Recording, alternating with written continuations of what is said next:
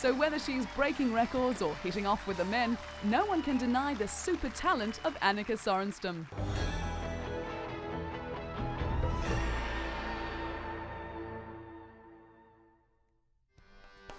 Smart, tough and talented British athlete Paula Radcliffe has plenty going for her. She is articulate and outspoken, and just happens to be a damn good runner, making her the queen of British track and field. With a first-class honours degree in European studies and fluency in French and German, Paula is both smart in her lobbying techniques and brave enough to take on the might of athletics officialdom.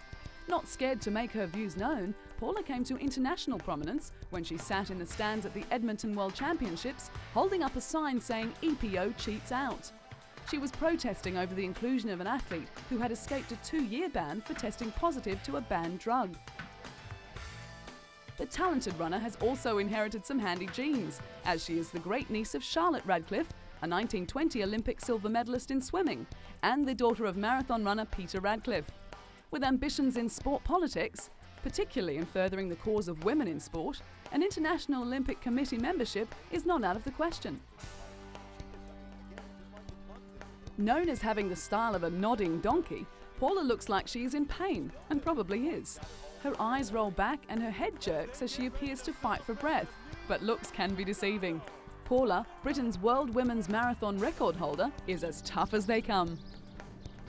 The winner of a BBC Sports Personality of the Year, Paula is inundated with offers to run in marathons, but the London Marathon is her pet favourite. She claims the internationally acclaimed event is the most important competition on her calendar. After winning and smashing the women's record in 2002 in London, she went on to become the fastest female marathon runner of all time in Chicago, finishing more than 2 minutes under world record time. With long-distance Olympic gold medals in her sights, Paula is keeping fit and healthy. But things could have been worse when she was lucky to escape serious injury when a little girl on a bicycle ran into the world champion while she was on a training run in New Mexico. Despite grazing her knees and back, Paula's rigorous training regime continued. While the London Marathon is a prestigious title, attracting the world's best athletes, thousands of amateurs also take part, many raising money for charities on the way.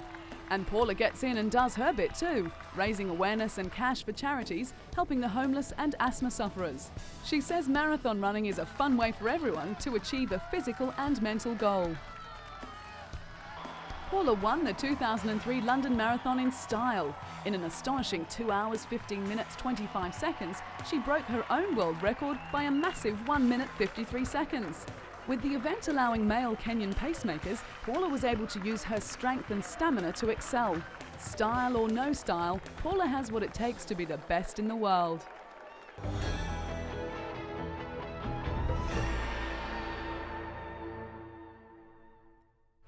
Cathy Freeman won the hearts of a nation when she won gold at the 2000 Sydney Olympics. With the pressure of her country's expectations felt, the girl from a small town in Australia ran her heart out and realised a lifelong dream.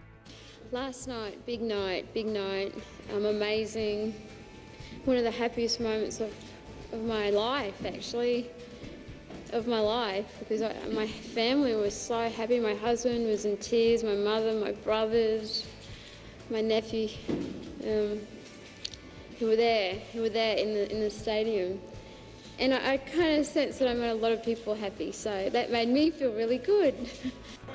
It had always been a goal for Cathy Freeman to run in an Olympic Games, and in 1996 she realised that dream, becoming the first Aboriginal athlete to represent Australia. At the Atlanta Games, she became the 6th fastest woman ever over 400 metres, running a Commonwealth record and winning the silver medal behind Marie-José Pérez in arguably the greatest one-lap race of all time. But it was many years ago when Cathy first discovered her love of running, competing in her first race at the tender age of 6. In her youth, she would run 12 laps barefoot around a grassy track on a regular basis. Her mother would encourage her to write out, "I am the world's greatest athlete," an affirmation which was to ring true some years later. When she was 13, she told her school guidance counsellor that her vocational plan was to win Olympic gold, a plan that was to see fruition down the track. When Cathy turned 16, she was selected to run at the Commonwealth Games, winning a gold medal as part of the 4x100 metre relay team. That win only fueled the desire to strive harder towards the ultimate goal, the elusive gold medal in an Olympic Games. When the 2000 Sydney Olympic Games finally came around, Cathy was ready to realise that goal. At the opening ceremony, Cathy was the star attraction, lighting the flame in spectacular circumstances. And what followed was everything she had ever dreamed of. With over 100,000 people chanting her name and running in a specially designed one-piece suit, Cathy flew home to win gold in the 400 metres final. The most famous Indigenous face in Australia and well-loved on and off the track, Cathy made the Sydney Olympics her own. Cathy also shined outside of athletics, receiving an honorary doctorate from the University of Ballarat. Cathy, draped in academic garb, looked a bit uncomfortable away from her familiar surroundings, but was proud of her success. She was presented with a doctorate from the university during the ceremony, with officials praising Cathy's determination and willingness to tackle challenges and her remarkable achievements. Cathy has given plenty back to the community, especially programs involving Indigenous children.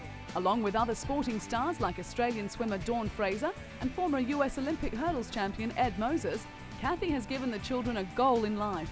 She knew that if the programs had been around when she was younger, it would have helped to define her direction in life earlier, and her vision would have been so much clearer. Cathy, who was extremely proud of her heritage, ran her victory lap at the Commonwealth Games with the Aboriginal flag, before taking the Australian flag as well. Even though it ignited much discussion, she raised awareness regarding Aboriginal and race relations.